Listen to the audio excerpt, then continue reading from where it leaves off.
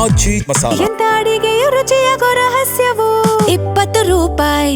ಅಕ್ರಮವಾಗಿ ವಲಸೆ ಬಂದು ನೆಲೆಸಿರುವ ಬಾಂಗ್ಲಾದೇಶದ ಜನರನ್ನ ಪತ್ತೆ ಹಚ್ಚಿ ವಾಪಸ್ ಕಳುಹಿಸಲು ಪೊಲೀಸ್ ಇಲಾಖೆ ಮುಂದಾಗಿದೆ.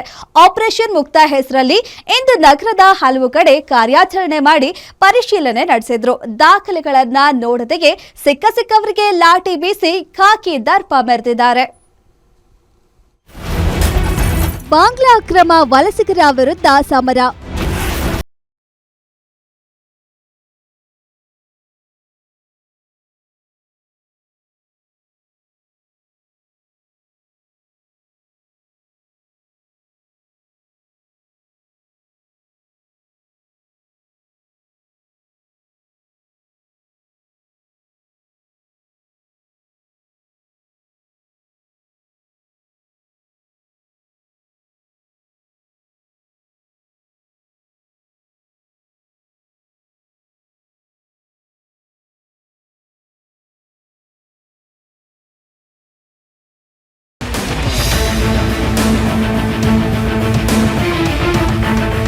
ಹೌದು, ಇಂದು ಬೆಳ್ಳಂಬೆಳಗ್ಗೆ ವೈಟ್ ಫೀಲ್ಡ್ ವಿಭಾಗದಲ್ಲಿ ಪೊಲೀಸರು ಅಕ್ರಮವಾಗಿ ನೆಲೆಸಿರುವ ಬಾಂಗ್ಲಾದೇಶದ ಜನರನ್ನ ಪತ್ತೆ ಹಚ್ಚಿ ಗಡೀಪಾರು ಮಾಡಲು ಮುಕ್ತ ಆಪರೇಷನ್ ಹೆಸರಲ್ಲಿ ಕಾರ್ಯಾಚರಣೆ ಮಾಡಿದ್ರು.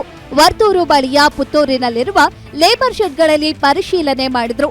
ಸುಮಾರು 150ಕ್ಕೂ ಹೆಚ್ಚು ಶೆಡ್ಗಳಿದ್ದು ಸುಮಾರು 700ಕ್ಕೂ ಹೆಚ್ಚು ಜನ ನೆಲೆಸಿದ್ದಾರೆ.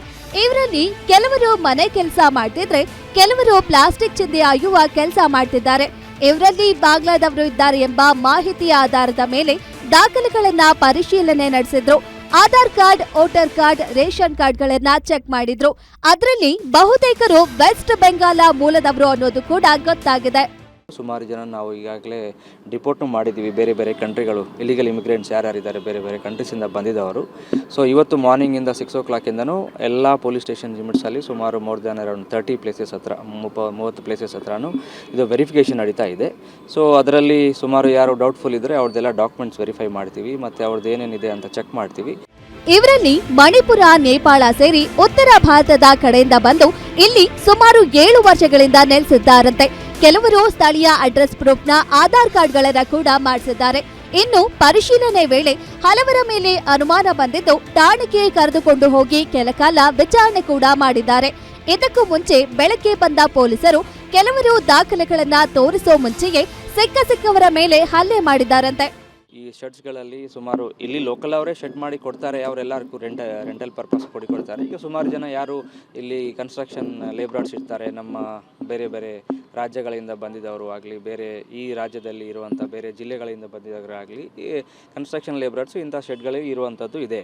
ಸೊ ಅವ್ರ ಮಧ್ಯದಲ್ಲಿನೂ ಬೇರೆ ದೇಶದಿಂದ ಬಂದಿದ್ದವರು ಇದ್ದಾರೆ ಅಂತಲೂ ಮಾಹಿತಿ ಕೆಲವುಗಳು ಇದೆ. ನಾವು ಆಲ್ರೆಡಿ ಡಿಪೋರ್ಟೇಷನ್ ಮಾಡಿಕೊಟ್ಟಿದ್ದೀವಿ. ಒಂದು ವೇಳೆ ಅಕ್ರಮವಾಗಿ ಬಾಂಗ್ಲಾದೇಶದಿಂದ ಬಂದು ನೆಲೆಸಿದ್ರೆ ಅಂತವರ ವಿರುದ್ಧ FRROಗೆ ಪತ್ರ ಬರೆದು ಕ್ರಮ ತೆಗೆದುಕೊಳ್ಳುತ್ತೇವೆ ಎಂದು ಹೇಳಿದ್ರು. ಈ ಹಿಂದೆ ಕೂಡ ಕೆಲವು ಬಾಂಗ್ಲಾದೇಶದವರನ್ನ ಪತ್ತೆ ಮಾಡಿ ಗಡೀಪಾರು ಮಾಡಿದ್ರು. ಆದ್ರೂ ಕೂಡ ವಾಪಸ್ ಬಂದು ನೆಲೆಸಿದ್ದಾರಂತೆ. ಹಾಗಿದ್ರೆ ಯಾವ ಕ್ರಮ ತೆಗೆದುಕೊಳ್ಳುತ್ತಾರೆ ಅನ್ನೋದನ್ನ ಕಾದು ನೋಡಬೇಕಿದೆ. Ajay Kumar, crime bureau, guarantee news, Bengaluru.